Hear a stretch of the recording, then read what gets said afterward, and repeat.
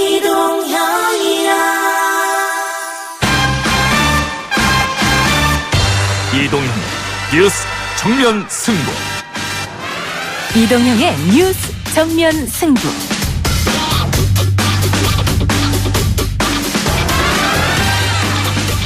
청취자 여러분 안녕하십니까, 이동형입니다. 한국당 혁신위원장을 지낸 유석춘 연세대 교수의 강의 도중 발언이 논란입니다. 위안부 피해 할머니를 매춘 여성으로 지칭한 건데요. 들어보시죠. 그 사람들이 왜 매춘을 했냐? 살기 어려서 그런 거예요. 집이 어렵고 본인이 돈을 못 벌고. 지금 그렇다는 거에는 동의하죠. 지금은 그런데 과거에는 안 그랬다 라고 얘기하려고 그러는 건데 그게 아니고 옛날에도 그랬어요. 궁금한 거 한번 해볼래요? 유석춘 교수는 자신의 발언은 매춘을 권하는 발언이 아니었다고 공식 해명했습니다. 여러분은 어떻게 들으셨습니까? 해당 수업을 직접 들었던 학생을 연결해 보겠습니다. 부산지법 부부 당시 서울에 와서 우리 아들을 낳았다고 수없이 말해도 지금 희생양 삼아서 가짜로 몰아붙이는 모습입니다. 이 원정 출산 아니라고 얘기했더니 그럼 이중국적은 왜 아니라고 얘기 안 하냐고. 둘 다 아니라고 다시 한번 말씀드립니다. 홍준표 전 대표가 자신의 페이스북에 글을 하나 올렸죠.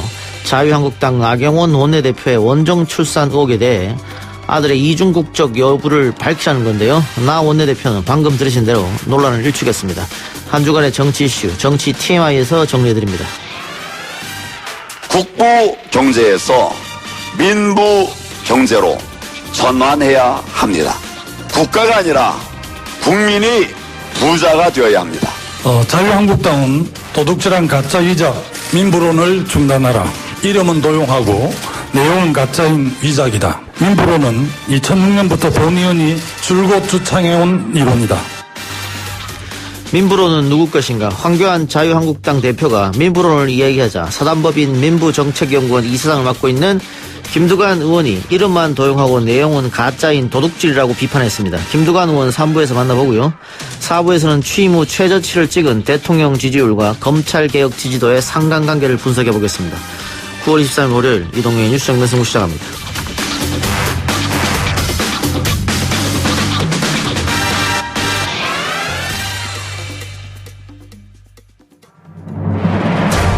이 작가는 독하다. 이 작가는 거칠다. 이 작가는 솔직하다. 이 작가는 눈치가 없다. 그는 할 말은 한다. 할 말은 한다. 정치 오타쿠 이 작가의 독설. 뉴스 정면 승부.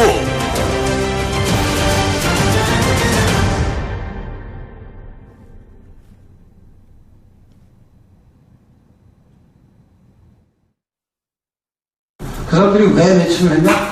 살기 어려서 그런 거예요. 집이 어렵고 본인이 돈을 못 벌고. 지금 그렇다는 거에는 동의하죠. 지금은 그런데 과거에는 안 그랬다 라고 얘기하려고 그러는 건데 그게 아니고 옛날에도 그랬어요. 매너 좋은 손님들한테 술만 따르면 된다. 그런 거 한 시간에 간다. 그렇게 해서 나 좀 접대고 생활을 하게 되는데 그렇게 하다 보면 그냥 그렇게 되는 거예요. 지금도 그래요. 지금. 옛날에는 그렇거든요. 궁금한 거 한번 해볼래요? 옛날에는 맞아 일제가 끝나고 나서 직후에는 주지우듯이 돌아와서 그냥 살던 분들이에요. 그분들이 세월에 가서 지금 정계비 끼어서 막 국가적으로 내는 피해자니까 막 그러니까 이제 막 같은 말을 하는 사람들이 모여서 서로의 기억을 새로 꾸며가는. 논란이 된 연세대 유석춘 교수의 강의 중 발언을 들어보셨습니다. 청취자 여러분이 듣기는 어떻습니까? 이 발언을 강의실에서 직접 들은 학생을 인터뷰해보겠습니다. 학생의 신원 보호를 위해서 음성 변조와 익명으로 진행한다는 점 미리 알려드리겠습니다. 전화 연결돼 있습니까? 여보세요? 여보세요? 예, 안녕하세요. 안녕하세요. 예. 자, 우선 어려운 인터뷰 응해줘서 고맙고요. 유석춘 교수의 수업이 원래 어떤 내용의 수업입니까?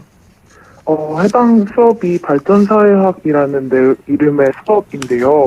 한국이 해방 이후에 지금까지 발전을 어떻게 해왔나, 그리고 발전을 했을 때 우리 사회가 지금 발전을 했다면 그게 어떻게 가능했나 이런 거를 살펴보는 수업이다라고 알고 신청했습니다. 유석춘 교수가 그동안 보였던 어떤 사회적 발언이나 정치적 모습 이런 걸 봤을 때 발전 사회학 내용이 어떻게 전개될 것 이 정도는 예측하셨습니까? 그래서 사실 저는 그 전에 류석춘 교수님에 대해서 알지 못하는 상황에서 신청을 하게 된 건데요. 그래서 그 강의 계획서를 보고서는 조금 의아하긴 했는데 한 번도 그런 거에 대해서 공부해 본 적이 없어서 그걸 봐야겠다라고 생각을 했었고, 또 오리엔테이션 수업에서도 교수님께서는 뭐 그런 태도를 보이시지 않으셨거든요. 그래서 뭐 토론이 위주로 돌아가는 수업이고, 뭐 여러분들의 생각도 충분히 이야기할 수 있는 곳이다, 이렇게 이야기를 해서 저는 강의 자체에 문제가 있을 거라고 생각하진 않았습니다. 그러면은 이번에 논란이 된 그 발언, 지난 강의 때는 없었고 이번에 처음 등장한 내용이었습니까? 사실 그게 이게 수업이 목요일마다 있는 수업이어서요. 저번 주에는 추석 때문에 수업이 없었고, 그 저번 주에는 오리엔테이션이 있어서 사실 실질적으로는 이번 주가 첫 수업이었어요. 아, 2학기 수업이니까 실질적으로는 첫 수업이었다? 네네. 구체적으로 저희도 아까 좀 들어봤습니다만 어떤 내용의 강의였죠? 기억하시는 대로 좀 말씀해 주시기 바랍니다. 우선 그게 첫 시간이어서 뭐 엄청 구체적으로 많이 이야기한 건 아니었는데요. 일단 처음에 제일 시작하신 말씀이 저희가 지금까지 배웠던 역사가 다 잘못된 것이라고 이야기를 하셨어요. 그러면서 제가 기억에 남는 표현이 그런 잘못된 역사 교육으로 인해 너희들의 대가리가 다 깨져 있는 상태다, 이런 식으로 말씀을 하시더라고요. 그래서 앞으로 이 수업을 통해서 그리고 자신이 그 대가리를 뭐 봉합해 주겠다, 이런 식으로 말씀을 하시면서 그 사례로 뭐 위안부 얘기를 하거나 강제징용 얘기를 하거나 그런 식으로 얘기를 하셨고, 정말 구체적인 책을 가지고 수업을 한다거나 그러니까 그런 것보다는 조금 더 전반적인 이야기를 하셨던 것 같습니다. 사료를 가지고 이야기한 건 아니고 본인의 주장을 했던 건데, 마지막 내용을 보면은 모여서 서로의 기억을 새로 포맷했다. 그러니까는 지금의 위안부 할머니들이 거짓말하고 있다, 이런 주장에 이 이야기를 듣고 강의를 듣던 학생들 반응은 어땠었습니까? 사실 정말 당황스러웠던 게 가장 컸고요. 그래서 학생들도 바로 그걸 반박을 한다기보다는 계속 확인하는 질문을 했거든요. 지금 뭐 위안부 할머니들이 거짓말을 하고 있는 거라고 생각하시는 거냐, 이러면서 이렇게 말씀하신 거 맞냐라고 재차 학생들이 이야기를 했고, 이제 교수님이 그렇게 말씀하는 게 맞다고 대답을 하셨습니다. 학생들이 계속해서 항의 질문을 했음에도 불구하고 내 주장이 맞다, 이렇게 대답했다는 겁니까? 네, 그래서 그렇게 말씀하시면서 저희들의 주장이 거짓말이라는 말을 계속 하셨어요. 근데 그게 되게 모호한 단어잖아요. 그래서 뭐 저희가 말한 것 중에서 뭐 일부 사실이 아닌 게 있을 수도 있고, 아니면 조금 과장된 부분들이 있고, 뭐 그런 점이 충분히 있을 수 있는 건데, 그런 점에 대해서 짚는다기보다는 그냥 저희가 문제 제기하는 것들이 다 잘못 배운 거다, 혹은 거짓말이다라는 말로 퉁치시더라고요. 그래서 그런 게 좀 당황스러웠습니다. 니들이 잘못 배운 것이다, 지금까지 역사 교육을. 네네. 지금 저랑 인터뷰하고 있는 학생도 류 교수에게 항의성 질문을 했다고요. 어떤 내용의 질문을 했습니까? 그래서 앞서 질문한 학우께서 이제 질문한 거에 대해서 대답을 하시면서 이제 일본 정부는 잘못이 없다, 이런 취지로 말씀을 하셔가지고, 제가 뭐 이거는 단순히 한국과 일본 사이의 위안부 문제를 떠나서 애초에 위안부라는 시스템 자체가 국가가 여성들 상대로 벌이는 전쟁 범죄 혹은 국가 범죄라고 볼 수 있는 것 아니냐, 그런 시스템 자체가 그런 거 아니냐라고 질문을 했었는데, 제 교수님이 말씀하시기를 근데 뭐 그거에 대해서 도덕적으로 옳지 않은 거는 맞다, 나도 도덕적으로 옳지 않다고 생각하는데 그게 그냥 그렇게 일어나는 걸 어떡하냐, 그렇게 얘기하면서 성매매를 얘기하면서, 지금 한국 정부도 그러면 성매매를 그냥 방치해두고 있는데 한국 정부도 잘못하고 있는 거다, 근데 왜 일본 정부한테만 그렇게 이야기를 하느냐, 이렇게 얘기를 하시더라고요. 그러면 이 수업이 끝나고 학생들끼리 이 교수의 발언은 분명히 문제가 있다, 이런 문제의식을 가졌을 것 아닙니까? 네. 그 이후에 어떤 행동을 취하셨습니까? 뭐 학생회에 알린다거나 학교에 알린다거나? 그래서 저 같은 경우에는 사실 그 수업을 듣는 전공생은 아니어서요.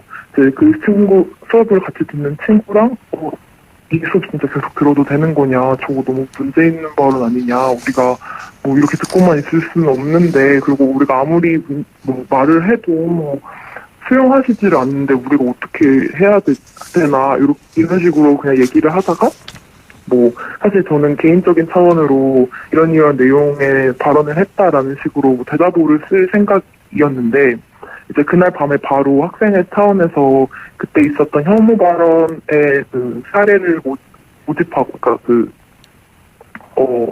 구하고 그런 식으로 행동을 바로 취하더라고요. 그래서 이제 저가 한 건 아니지만 다른 수강생 분들이 학생회나 다른 통로를 통해서 신고를 하셨던 것 같아요. 유 교수가 궁금하면 한번 해볼래요? 이런 말도 했다고 하는데 이건 어떤 맥락에서 나온 겁니까? 뭘 궁금하면 한번 해보라는 거예요? 그래서 기본적으로 이제 유석준 교수님께서는 위안부랑 성매매를 동일시 하셨어요. 그러면서 일본만 잘못한 게 아니다, 이런 게 이제 주장이었는데, 그러면서 한국에도 지금 성매매가 아직도 만연하다. 그러니까 이건 일본만의 문제가 아니라 뭐 한국 정부도 잘못한 거고, 그렇게 하면 다 따져서 책임을 물어야 되는 것 아니냐, 이런 식으로 얘기를 하면서 지금도 한국 사회에 성매매가 얼마나 만연한지 그걸 강조하시면서 이야기를 하셨는데, 뭐 당장 캠퍼스를 나가서 신촌 저기만 가도 그런데 하는 데가 되게 많다, 이렇게 이야기를 하시는 건데, 사실 교수님이 저희가 이제 이야기를 하는 거에 대해서 자꾸 그렇게 본인 주장을 내세우니까 학생들이 계속 위안부에 관련된 질문을 한 3명, 4명 학우분들이 연속적으로 하셨어요. 그래서 교수님께서는 내가 아직 이렇게까지 말했는데도 아직도 못 알아듣고 똑같은 질문을 계속 한다면서, 그렇게 궁금하면 그러니까 계속 묻지 말고 직접 해봐라는 식으로 이제 발언이 나온 거였어요. 성매매가 만연돼 있다 이런 얘기를 하면서 학생들이 계속해서 항의성 질문을 하니까 답답하다, 네네. 궁금하면 해볼래? 네네. 뭐 이런 의미였다는 거죠? 네네. 그렇군요. 예, 알겠습니다. 그 학교 측에서도 어떤 대책을 세우는 걸로 지금 듣고 있는데, 학생은 그 학교 측 차원의 대책을 들어본 적 있습니까? 네, 그래서 일단은 해당 강의를 교수님이 수업 진행하시는 걸 중단하겠다고 발표를 한 걸로 알고 있고요. 그리고 당장 이번 주 수업은 휴강이지만 대체자를 찾고 있다고 알고 있습니다. 예. 학생들은 학교에서 어떤 조치를 취했으면 하고 생각하고 있는 겁니까? 그래서 사실 저는 개인적으로 교수님에 대한 존중계가 당연히 필요하다고 생각하지만, 그것과 이 발전사회학이라는 수업의 폐광은 다른 문제라고 생각이 들었거든요. 왜냐하면 지금 다시 저희가 수업을 신청할 수 있는 기간인 것도 아니고, 그래서 그 교수님의 그런 실수로 인해서 그 수업을 저희가 못 듣게 되는 건 저희의 교육권이 침해되는 일이라고 생각을 해서, 그거를 분리해서 조치를 취했으면 좋겠다라고 생각이 들었는데, 이제 학교 당국에서 그렇게 조치를 취해주신 것 같아서 다행이라고 생각했습니다. 알겠습니다. 지금 위안부 발언, 문제된 위안부 발언 말고도 유 교수가 수업 때 정치적 발언을 많이 했다고 하는데 어떤 내용입니까? 그래서 뭐 사실 그때가 실질적으로 첫 수업이어서 그 수업 자체에서 뭐 정치적 발언이 많이 있었다라고 말하기는 어려웠던 것 같은데요. 근데 이렇게 정치 이야기를 나오게 된 게 지금 위안부 얘기를 계속 하게 되는데, 사실 뭐 그런 정대협이라는 그런 중국의, 그러니까 북한과 연계될지도 모르는 그런 단체에서 이렇게 만들어 놓은 그런 거에서 너네가 정의로운 척하면서 숟가락을 얻는 행위다, 이런 식으로 얘기를 하면서, 진짜 뭐 정의로운 거면은 사실 뭐 정유라 때 사건이 그랬듯이 지금 조국 문제 있는 거리로 나가야 되는 거 아니냐, 촛불 집회 들어야 되는 거 아니냐, 이런 식으로 얘기가 나오게 되는 거였어요. 정대협은 북한과 관련됐을지도 모르는 단체다 이런 얘기도 했고, 정유라 때 촛불 집회 한 것처럼 조국 때도 촛불 집회 해야 되는 거 아니냐 이런 말을 했다는 거죠? 네네네. 예. 그 조국 장관 부인인 정경심 씨 관련해서도 이야기했다고 하던데 어떤 내용입니까? 그래서 그 분께서 뭐 표창장을 위조하지 않았냐 해서 그 비교를 하면서 뭐 정유라는 자기가 직접 메달이라도 따기라도 했지. 근데 여기서는 조국단은 뭘 했느냐. 정경심이 그거 다 뭐 표창장 위조하고 한 거 아니냐. 이렇게 이야기를 했고, 그 과정에서 욕설도 있었습니다. 정경심 교수에게 욕설을 했다 이 말씀이죠? 네네. 네, 심한 욕설이었습니까? 뭐 독설의 정도를 따지는 게 약간 무슨 의미가 있을지 싶은데 문제 소지가 충분히 있다고 생각하는 그런 욕설이었다. 네. 예, 알겠습니다. 예. 그래요. 지금 실질적으로 수업이 가을 이제 개강하고 얼마 안 있었기 때문에 첫 번째, 두 번째 수업밖에 안 되는데 뭐 정대협 얘기, 조국 안의 이야기, 또 위안부 이야기 이런 것들이 많이 있었었네요. 네네. 예, 알겠습니다. 오늘 하여튼 그 용기 내서 인터뷰 고맙습니다. 감사합니다. 네. 예, 그 인터뷰 중에 매춘 권유 발언이 아니었냐 이런 이야기 나왔었는데 오늘 유석춘 교수 해명은 매춘 권유 발언은 아니었다. 궁금하면 한번 해볼래요? 이 말이. 예, 그렇게 해명했습니다. 여러분 어떻게 들으실지 모르겠네요. 자, 인터뷰 일단 마치고 광고 듣고 오겠습니다.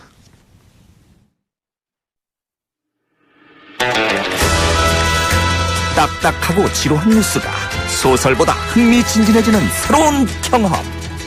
놀라셨죠? 이것이 바로 이동준의 뉴스 정면 승부.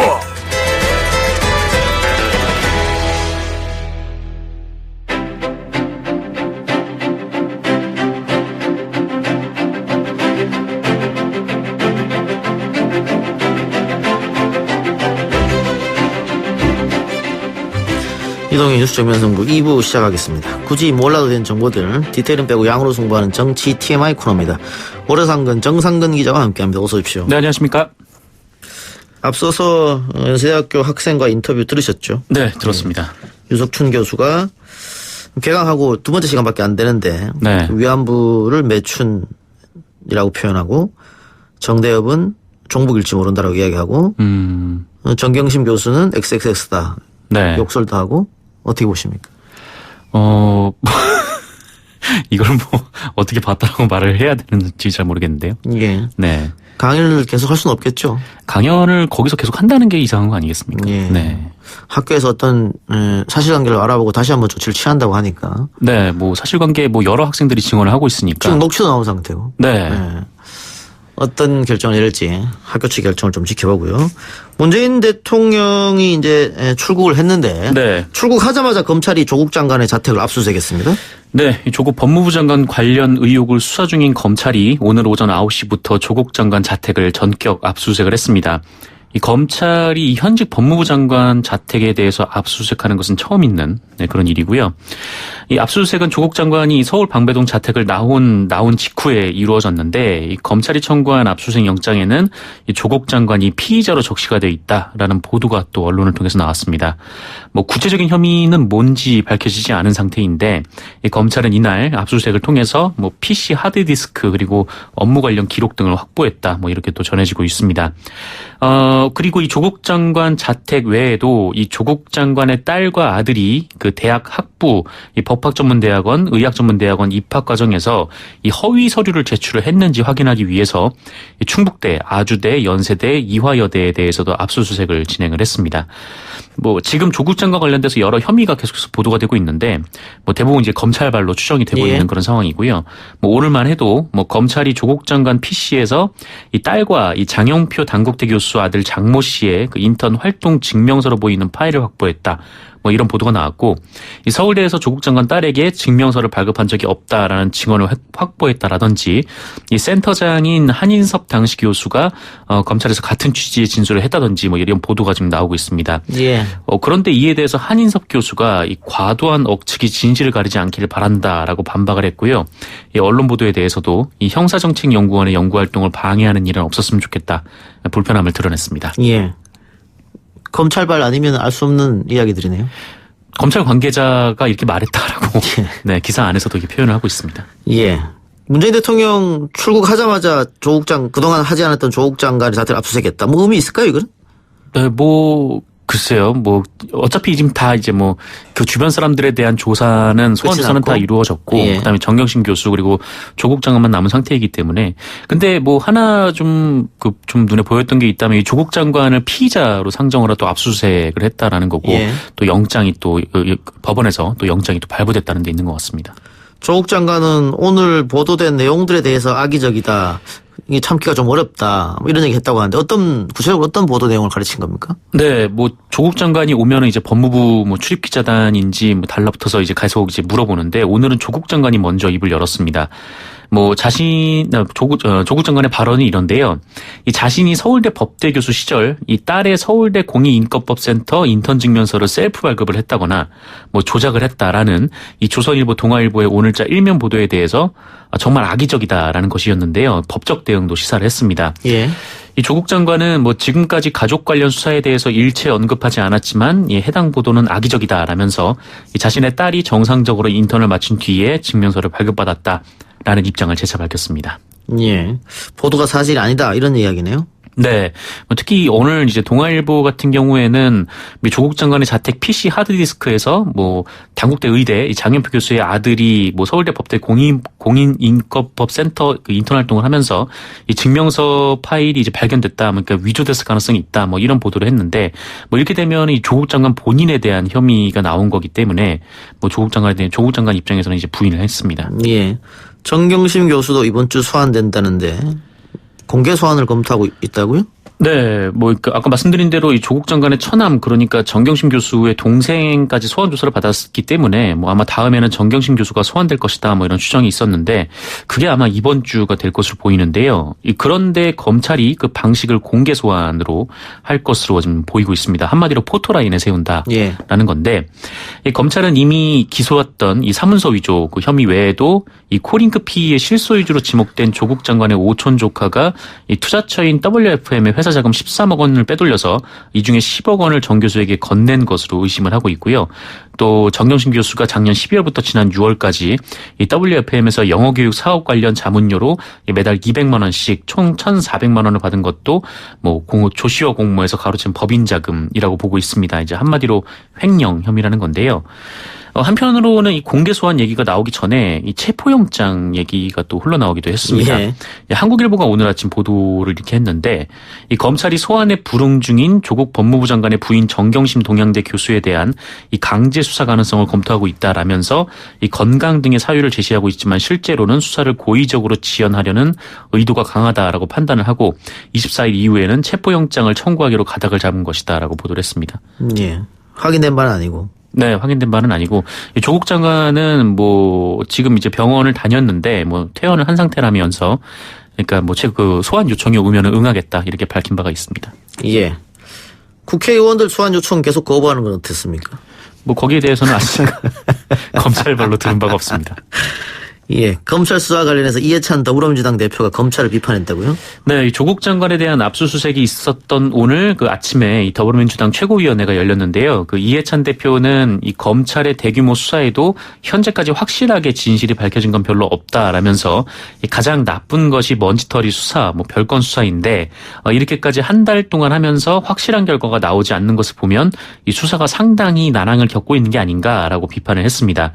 뭐 이어서 검찰이 개혁을 막기 위한 수사가 아니라 국민적인 관심 사안의 실체적 진실을 밝히기 위해서 수사를 해야 한다 이렇게 강조하기도 했는데 반면에 자유한국당 황교안 대표는 뭐 검찰의 수사를 원칙대로 하고 있다라고 평가를 하면서 그 구속을 면하기 어렵다는 말까지 덧붙였습니다. 예. 자유한국당 나경원 원내대표는 조국 장관이 기소되면은 물러나야 한다 이런 이야기를 한 것 같습니다. 네, 뭐 기소되면 물러나야 한다. 뭐 이미 이전부터 다 물러나고 예. 파면해야 된다는 말을 계속하고 있었는데. 근데 또 일각에서는 지금 윤석열 검찰총장 아래서 거의 200여 명의 검찰과 수사관 다 붙어가지고 이 사건을 수사하고 있잖아요. 네, 뭐 특수부가 총동원 됐다고 하죠. 그럼에도 불구하고 만일 아무것도 나오지 않는다면은 윤석열이 책임져야 된다. 뭐 그런 얘기가 또 한편으로 나오고 있죠. 그래서 이 법무부와 검찰의 정면 충돌이 아니냐 뭐 그런 말도 있습니다. 네, 뭐 누가 하나는 죽어야 끝이 난다. 그래서 뭐 이번에 뭐 압수수색 같은 경우 이제 앞으로 뭐 쭉 이제 정경심 교수에 대한 소환이라든가 뭐 심지어 조국 장관에 대한 소환까지 좀 이뤄질 가능성도 있는데 정말 한쪽에서 좀 끝을 봐야 되는 좀 그런 상황까지 지금 도래한 것 같습니다. 예. 조국 장관의 사퇴를 요구하는 교수들의 서명이 있었습니다. 근데 그 서명에서는 뭐 논란이 있었습니다. 뭐 네. 한국에 존재하지 않는 대학 이름이 등장한다거나 가명의 어떤 대학 교수들이 등장하거나 그랬었는데 네네. 이번에는 검찰 개혁을 요구하는 교수들의 서명 운동도 시작됐다고 해요. 네, 이 조국 법무부 장관의 검찰 개혁을 지지하는 교수들이 이 지금 중요한 것은 검찰 개혁이다라는 제목의 성명을 내고 이 교수들의 서명을 받고 있습니다. 이 김호범 부산대 교수를 비롯해서 이 교수 45명이 엊그제 성명을 냈는데 이 검찰 개혁과 고위공직자 범죄 수사처 설치 이것보다 더 시급하고 결정적인 과제는 없다라면서 이 검찰의 독점 권력을 혁파하기 위한 강력한 내부 개혁을 속도감 있게 진행하다라고 요구를 했습니다. 이와 함께 국회에도 이 계류 중인 공수처 설치 법안을 신속하게 통과시킬 것을 촉구를 하기도 했습니다. 예. 지금 5,000명을 목표로 해가지고 어제 제가 했을 때는 2,300여 명이 일단 서명했는 걸로 알고 있는데. 네. 이게 다 이제 실명을 써서 서명을 받고 있더라고요. 네, 실명으로 입력을 하게 돼 있습니다. 예. 왜냐하면 제가 아까 앞에서 얘기했던 거 조국 장관의 사퇴를 요구하는 교수들 서명 운동 이게 이제 조금 허위가 몇 군데 밝혀져서 논란이 있었지 않습니까? 그것 때문에 아마 이렇게 실명을 하는 게 아닌가 싶은데. 네, 이게 논란이 좀 굉장히 많았었어요. 그러니까 이전에 지금 조국 장관의 파면을 요구하는 교수들이 지금 기자회견도 하고 그다음에 서명 운동도 공개를 했는데 이 대학 이름만 공개를 했거든요. 교수 이름까지는 밝히지 않고 대학 이름만 했는데 거기에 이제 이미 폐교된 학교도 있었고 아까 말씀하신 것처럼 아예 존재하지 않는 명인대학이라는 드라마에 나왔던 그런 대학 이름도 있어가지고 그게 좀 논란이 됐었습니다. 예. 의사들도 조국 장관에 반대하는 시국 선언과 서명 운동을 벌이고 있습니까? 네, 의사 4,400명이 조국 장관 퇴진을 요구하며 시국 선언을 했다라는 보도가 나왔습니다. 이 정의가 구현되고 상식이 통하는 나라를 원하는 대한민국 의사들 일동이라고 밝힌 의사 모임이 있는데 지난 18일부터 성명서를 받고 있었다, 서명을 받고 있었다라고 합니다. 이곳에 서명하려면 실명 그리고 의사 면허 번호를 기입해야 한다라고 하는데 이 서명 운동에 참여 중인 노한규 전 대한의사협회장은 22일 낮 12시 기준으로 4,400명의 현직 의사가 서명에 동참했다 이렇게 주장을 했습니다. 예. 다른 주제로 넘어가 봅시다. 네.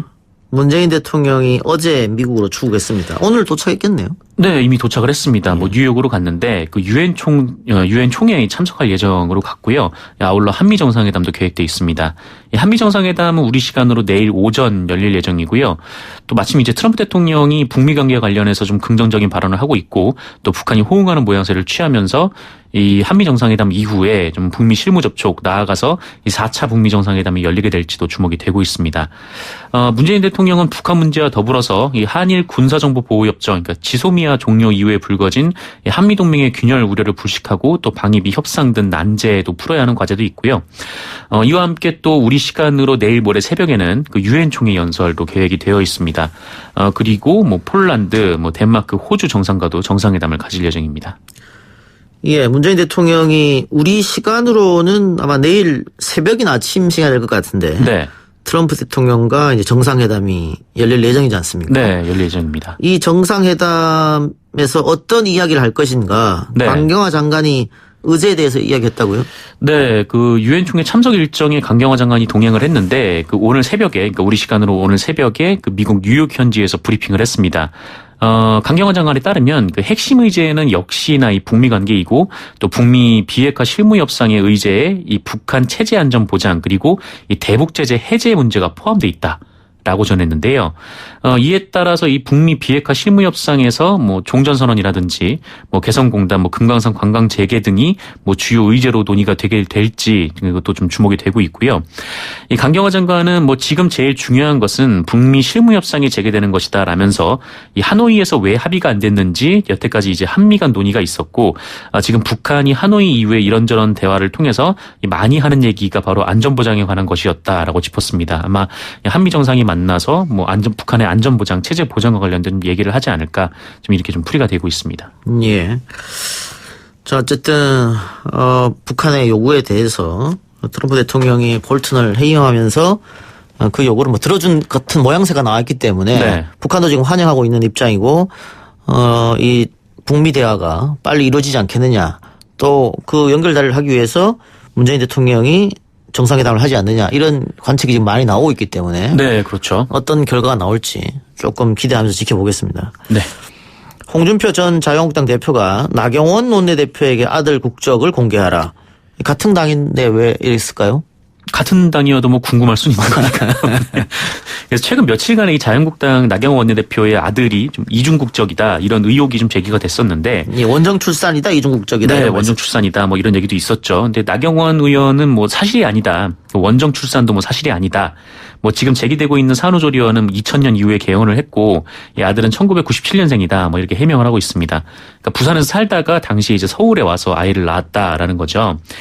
그런데 홍준표 전 대표가 나경원 원내대표에게 그 아들 국적을 공개하라라고 요구를 했습니다. 예. 그러니까 한국당 내부에서 이런 목소리가 나온 건 처음인데 지난 21일 밤 이 페이스북을 통해서 이 나경원 원내대표가 예일대 재학 중인 아들이 이중국적인지 여부만 밝히면 이 논쟁은 끝나는데 왜 안 밝히냐? 밝히라 뭐 그런 요구였습니다. 그러니까 홍준표 전 대표 같은 경우에는 과거 지방선거 서울시장 선거 때 네. 나경원 원내대표가 서울시장 후보로 나갔고 네. 그때 1억 피부과 논란이 불붙었지 않습니까? 그때 좀 큰 논란이었죠. 예. 그때 우리가 해명을 잘 못했기 때문에 진 거 아니냐. 네. 이번에도 또 끌려갈 수 있으니까는 이번에 제대로 해명을 해라. 아마 이런 이야기인 것 같습니다. 네. 그래서 오늘 이제 나경원 원내대표가 뭐 다시 한번 자신의 아들은 이중국적이 아니고 또 원정 출산을 한 적이 없다라고 얘기를 했는데 이에 대해서는 뭐 잘 선언했다. 이렇게 홍준표 대표가 평가를 잘 했습니다. 얘기했다. 네. 근데 그 사이에 민경욱 의원이 홍준표 전 대표를 향해 내부 총질하지 말라 이런 말 했어요. 지난 추석 때도 두 사람이 좀 맞붙었었는데 예. 이 홍준표 대표가 나경원 원내대표의 사퇴를 촉구하자 이 민경욱 의원이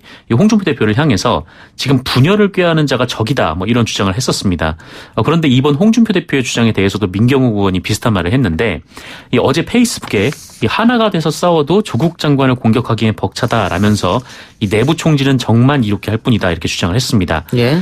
이에 대해서 홍준표 대표가 뭐 당을 위한 충고를 내부 총질로 호도하고 있는 작금의 당 현실을 감안하지 못한 건 아니지만 뭐 참 어이없다라면서 그런 치졸한 시각으로 정치를 해왔으니 탄핵을 당하고 지금도 민주당에 무시당하고 있다 이렇게 얘기를 하기도 했습니다. 예. 그런데 어쨌든 나경원 원내대표가 원정 출산도 아니고 이중국적도 아니다. 네. 라고 하니까 잘했다. 네.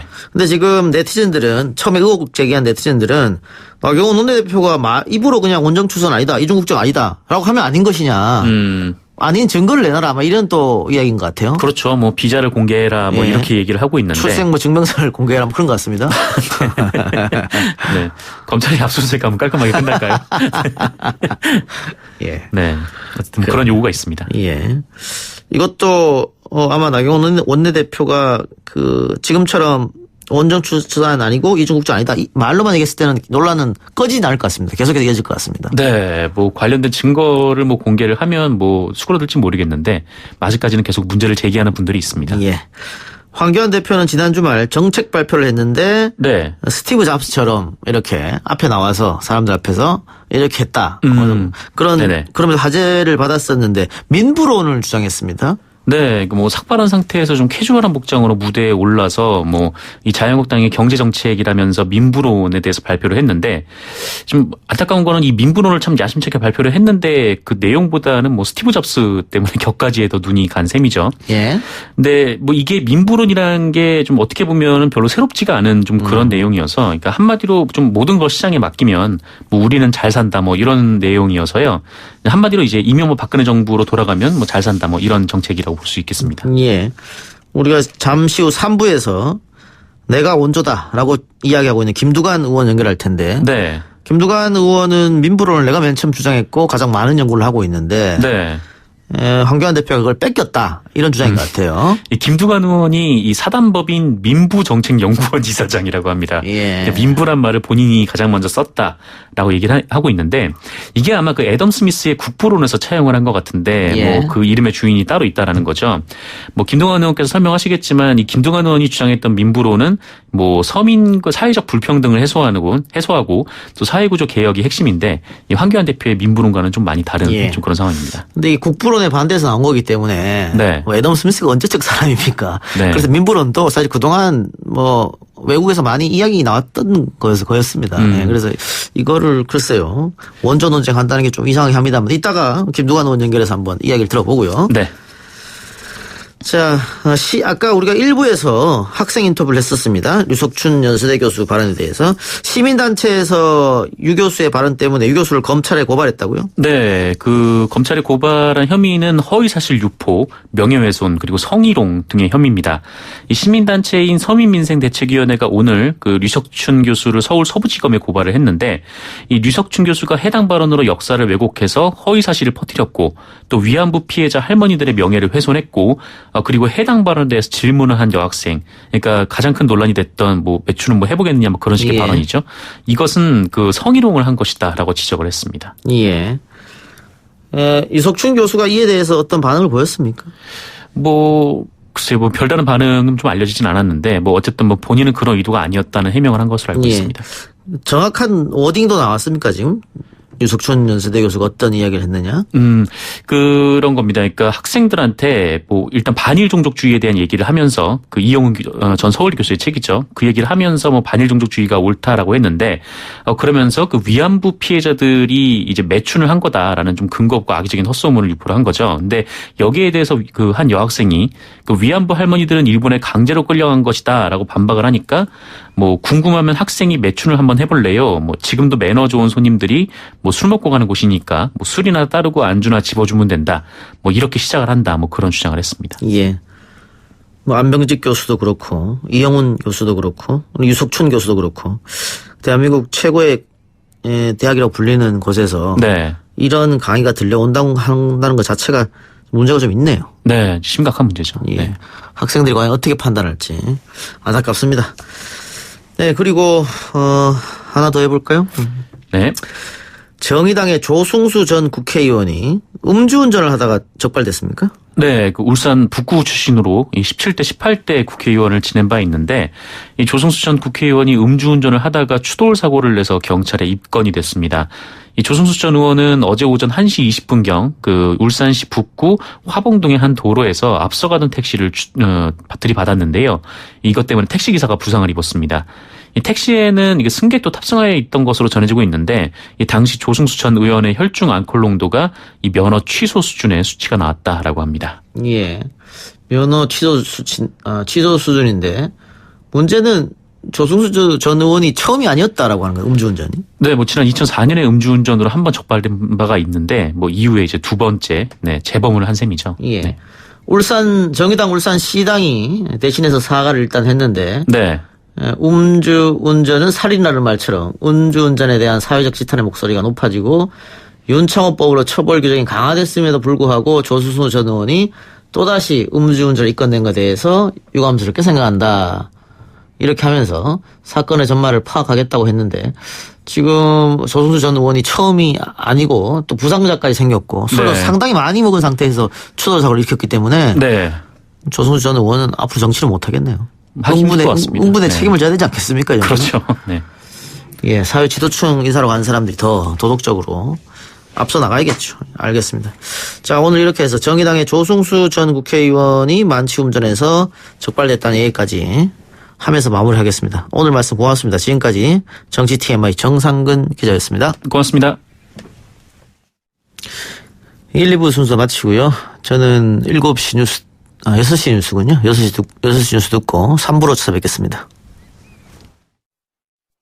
글쎄 안 들려 들을 뉴스 없어 아무 뉴스도 귀에 들어오지 않아 듣고 또 들어도 들을 뉴스 없어 만든 게 2%야 이동영의 뉴스 정면 승부 YTN 라디오 이동영의 뉴스 정면 승부 3부 시작하겠습니다. 문재인 정부의 국가 주도 경제를 민간 주도의 자유시장 경제로 바꿔서 2030년까지 1인당 국민소득 5만 달러를 달성하고 가구당 연간소득 1억 원, 중산층 비율 70%를 달성하겠다. 황교안 대표가 경제정책으로 갖고 온 민부론의 핵심이었습니다. 자유한국당은 이 정책으로 총선과 대선을 치르겠다는 구상인 것 같은데요. 그런데 이 민부론을 두고 가짜 논란이 제기됐습니다. 오늘 기자회견을 열고 가짜 위장 민부론을 중단하라고 밝힌 더불어민주당 김두관 의원 연결합니다. 의원님. 예, 반갑습니다. 안녕하십니까. 예, 오랜만에 통화하네요. 네, 그렇습니다. 민부론을 두고 가짜 위장 민부론을 중단하라고 말씀하셨는데 어떤 의미일까요? 여하튼 오늘 여야가 정책으로 경쟁하는 일은 국민들 입장에 보면 좋은 일인데요. 예. 저희 더불어민주당이 20일에 정책 페스티벌을 먼저 하고 어제 자유한국당이 정책 발표를 했잖아요. 예. 자유한국당이 정쟁이 아니라 이제로 정책을 말씀하신다고 하니 가능할 만한 일인데요. 그것은 환영하고, 예. 아니, 다만 한교안 대표께서 직접 나서서 민부론이라는 이름으로 발표를 하신 것에는 제가 굉장히 분노를 느낍니다. 예. 왜 그러냐면 제가 2006년부터 민부정책연구원 사단법인을 설립을 해서 예. 제가 이제 마을 이장에서부터 쭉 서민과 함께 하면서 고민해서 만든 정책을 구체하게 한 이론이었거든요. 예. 그런데 이 지금 자유한국당 주요 정책을 보니까 소수 특권층을 위한 특권 경제인데 이름을 민부론을 붙였더라고요. 예. 그래서 제가 동의할 수 없어서 오늘 기자회견을 했습니다. 예. 그러면 의원님께서 13년 전에 그 민부정책연구원을 내세우고 민부론을 했었는데 그것을 뺏겼다. 그러나 내용은 아니고 이름만 뺏겼다. 이 말씀입니까? 예, 자기들 주장은 보니까 전혀 이 국민들에게 도움이 되는 정책이 아니더라고요. 오늘 예. 그 심상정 정의당 대표께서 1%에는, 국민 1%는 민부론이 될지 몰라도 99% 우리 대다수 국민들에게 민폐가 되는 그런 정책이라고 이렇게 신랄하게 비판을 했던데, 그 이름은 민부론인데 실제 우리 서민과 대다수 국민들에게 전혀 도움이 되지 않는 내용이더라고요. 예. 그 민부론이 좋은 거면은 그 자유한국당이든 어디든 갖고 가갖고 그 정책을 발전시키고 개선하면 좋은 거 아닙니까? 너무 좋은 일인데 전혀 내용이 민부론하고 관계가 없는 거죠. 이름만 민부론이고 내용은 선부론이더라고요. 여전히 대기업, 재벌 이런 사람들이 잘 살게 되면 낙수가 있어서 서민들이 좀 받아먹을 수 있다. 이런 논리던데요. 예. 하기 어렵습니다. 지금 자유한국당 민부론의 주요 내용을 보면 일단은 총론에서는 2030년까지 1인당 국민소득 5만 달러, 중산층 비율 70% 달성, 또 가구당 1억 원 연간소득. 근데 총론 이야기는 별로 없습니다. 강론 이야기는 구체적 내용은 좀 없고 그 의원님 말씀을 좀 빗대서 이야기하면 결국은 이명박 박근혜 정부로 돌아가는 그런 정책들 아니냐 이런 비판이시죠? 본인들이 이제 국민소득 5만 달러를 이야기했는데요. 지금 유럽의 복지국가 8만 달러가 넘는 나라가 스위스, 노르웨이, 북유럽 복지국가들인데요. 예. 여기는 특권 경제가 아니라 OECD나 IMF 등 국제기구가 권고하는 포용적 성장을 추구해서 그렇게 됐거든요. 예. 특히 이제 서민과 약자를 위한 복지하고 재정의 역할이 매우 크고 소수 특권층은 또 많은 세금을 부담하는 것을 당연하게 여기지 않습니까? 예. 그래서 실제는 지금 자유한국당이 주장하는 이런 정책으로는 이명박 대통령 747, 또 박근혜 대통령 줄부세어 재탕 같은 느낌이 들거든요. 예. 이런 방식으로는 절대 5만 달러, 가구당 1억, 이렇게 할 수가 없죠. 예. 또 하나 지금 언론에서 지적하는 것은 노조를 조금 사회 악으로 규정하는 거 아니냐. 그런 내용도 있더라고요. 그리고 이 정책을 보니까 이제 친재벌이고요. 반노조. 예. 근데 이 노동자들의 근로기준법도 바꿔서 자유계약제로 한다고 이러는데 예. 이건 국제적인 추세에 맞지 않고요. 노동자를 적으로 돌릴 게 아니라 생산 주체인데 노사, 정민이 오히려 여러 가지 역지사지 입장에 서로 이해하고 이렇게 합의하고 그렇게 노동의 생산성을 높여서 이 문제를 풀어야 되지 완전 기업 위주로 지금까지 우리가 정책을 내서 양극화가 심화가 됐는데 노조를 파트너로 인정 안 하는 공약이더라고요. 예. 제가 볼 때는. 그렇게 되면 오히려 사회 갈등이 더 커지면서 특히 노사가 협조해서 좋은 경제 구조로 가져갈 수 없게 되겠죠. 지금 어렵더라고요. 예, 복지 정책도 보면은 맞춤형 복지, 그러니까 보편적 복지가 아니고 맞춤형 복지를 이야기했고 또 시장을 존중하는 부동산 정책, 또 규제 개혁 통한 경제적 자유 확대, 조세의 국제 경쟁력 강화, 이런 걸 보면 결국은 과거의 신자유주의로 돌아가는 거 아니냐 이런 비판이 민주당에서 나온 것 같습니다. 예, 당연하죠. 그냥 쉽게 알 수 있는 흐름이지 않습니까? 다시 돌아가고로 회귀하고 싶은 거죠. 예. 말은 그렇다 하게 새로운 이야기인 것처럼 했지만 그 내용을 뜯어보면 핵심은 과거로 돌리는 정책이라서 참 좀 실망스럽더라고요. 제일 먼저 내세운 게 소득주도 성장 정책의 폐기입니다. 지금 예. 자유한국당에서 주장하는 민부론의 내용 중 핵심이 그 민주당에서는 소득주도 성장의 성과가 이제 나타나기 시작한다. 대통령도 그런 얘기를 했던 것 같은데 의원님은 이 부분에 대해서 어떻게 보십니까? 사실 우리 경제가 대기업 위주로 빠른 성장을 60년대 해왔잖아요. 예. 그리고 이제 외환위기하고 글로벌 금융위기 이후에 재벌 대기업 중심의 경제구조 한계, 또 수출 주도형 추격형 경제 한계가 본격적으로 대두화되고 그 경제구조를 바꾸지 않으면 안 된다는 생각을 해서 소득주도 성장, 또 공정경제 핵심 성장을 통한 보형국가 이렇게 했지 않습니까? 예. 사실은 이명박 정부에서 4%, 우리 노무현 정부에서 4%, 이명박 정부에서 3%, 박근혜 정부에서 2%, 지금 우리 문재인 정부도 2%를 유지하고 있는데요. 실제 지금 이 저성장, 글로벌 저성장 기조하고 또 미중 무역 마찰, 일본어 수출 규제 이런 여러 가지 한계 속에서 2% 성장하는 것도 결코 성격이 나쁜 건 아니거든요. 예. 그리고 이게 오랜 친재벌 대기업 위주의 정책인데 이것을 소위 소득주도 성장 내지는 핵심 성장 공정계획으로 바꾸는데 그게 2년 만에 안착이 되겠습니까? 예. 상당한 시간이 걸리죠. 그러나 뭐 야당 입장에서는 정치 공세 차원에서 빠르게 성장률 떨어진다. 그리고 뭐 일자리 실업률 높은 이런 부분에 대해서 심하게 공격을 하는데요. 사실은 시간이 많이 걸리는 문제죠. 예. 근본적인 그 재정 구조와 경제 정책 기조 패러다임을 바꾸는 문제지 않습니까? 그러니까 정부와 여당에서는 시간이 좀 걸리는 문제다라고 이야기는 합니다만은 국민들 입장, 예. 특히 이제 총선이 얼마 안 남았으니까요. 유권자들 예. 입장에서는 당장 뭔가 내 앞에 떨어지는 내 손에 쥐어지는 정책을 원하지 않습니까? 예. 자유한국당이 민부론을 들고 온 것도 경제 이슈를 가지고 총선에 한번 싸워보겠다 이런 생각 같은데. 사실 이 부분은 저희들이 많이 아픈 부분인데요. 예, 예. 조금 전에 말씀드렸듯이 이제 저성장 국면으로 들어선 경제 구조하고 또 이미 상당히 굳어져 버린 양극화가 성장 잡내력을 갉아먹고 있거든요. 예. 그래서 그 어느 때보다 이제 재정의 역할이 중요하고 그래서 내년에 확장적 재정 정책으로 513조의 그 슈퍼울트라 예산을 편성을 해서 정부가 좀 확장적 재정 역할을 하겠다. 우선 마중물로서 역할을 하겠다. 올해 보니까 민간 부분의 성장률이 좀 마이너스더라고요. 예. 그러니까 더더욱 IMF도 권고를 하고 또 국제 경제 기구들이 한국은 재정 여건이 좋으니까 정부가 좀 확장적 재정 정책을 통해서 경제를 좀 더 살렸으면 좋겠다 이런 입장이잖아요. 그런 예. 권고를 받아서 우리가 하고 있는데 이게 뭐 그냥 퍼주는 걸로 이렇게 또 비판을 하니까 좀 난감하더라고요. 예.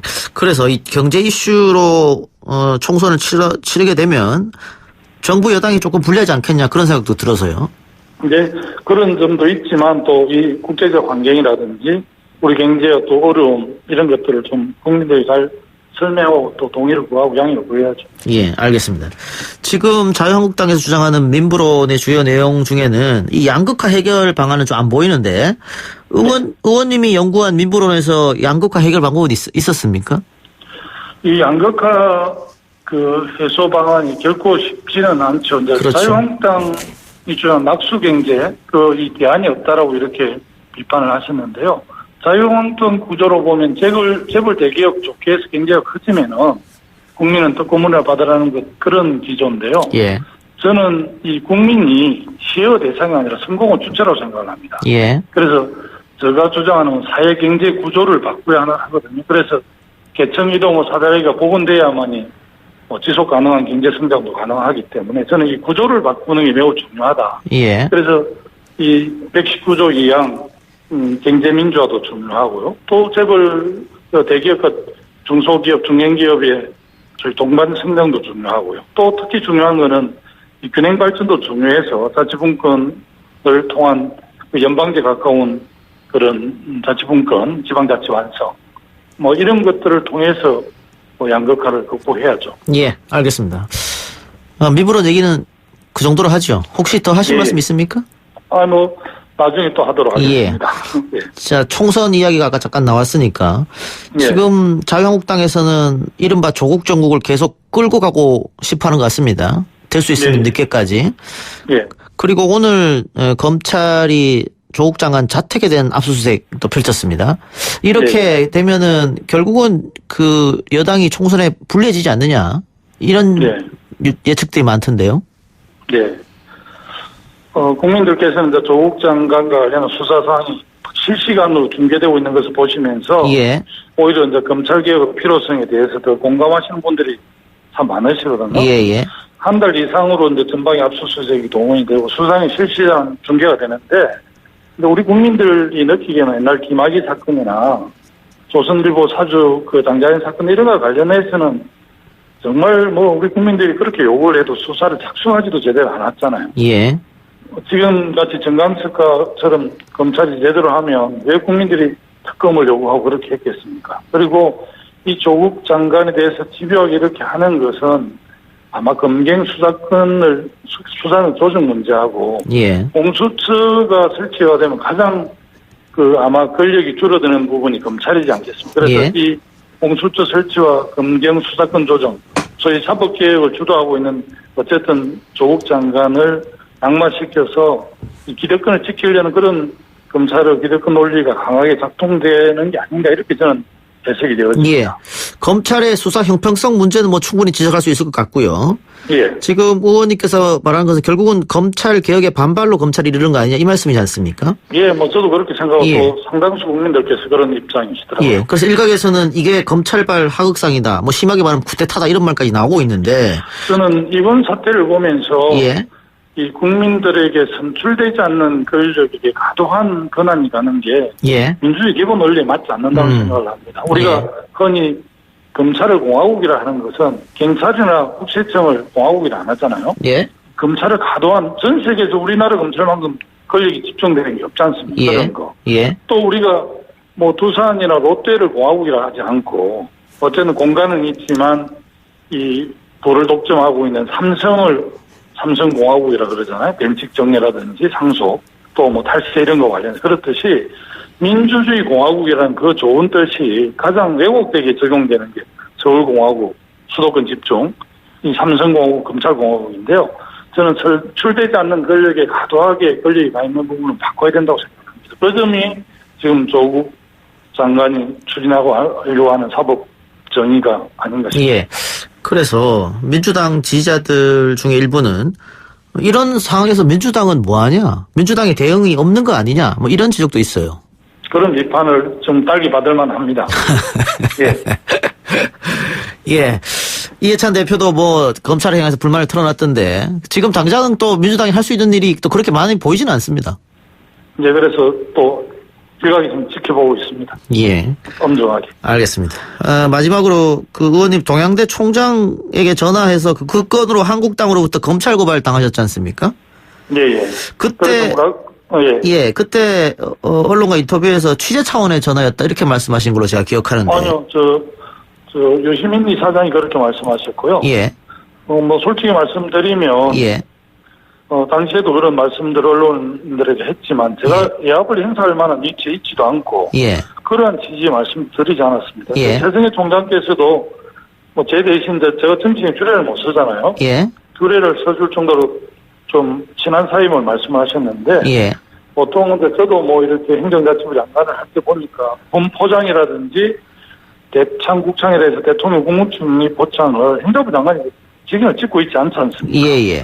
상훈과장이다 하고 또 내가 도지사 때 보니까 도지사 표창이 많이 나가는데 그거 다 그 행정과장이나 총무과장이 하거든요. 그래서 일일이 다 못하겠죠. 예. 예, 총장께 인지하지 못하지만 행정실장이나 실무자가 그걸 발급했을 수 있기 때문에 그 점을 좀 알아봐 달라고 이야기합니다. 그 점을 물어본 거였습니까? 제 존경하는 원사님 아들인데 무슨 제가 그 안내를 넣고 그렇게 하는지도 않죠. 예, 알겠습니다. 예, 그렇습니다. 예, 의원님 오늘 인터뷰 감사합니다. 여기까지 들을게요. 예, 감사합니다. 예, 지금까지 더불어민주당 김두관 의원이었습니다. 3부 순서 마치고요. 4부 민심은 숫자다. 국민 여론 이야기로 돌아오겠습니다. 뉴스 신동 이 작가와 함께하는 비포장 뉴스 해학 뉴스 정면 승부.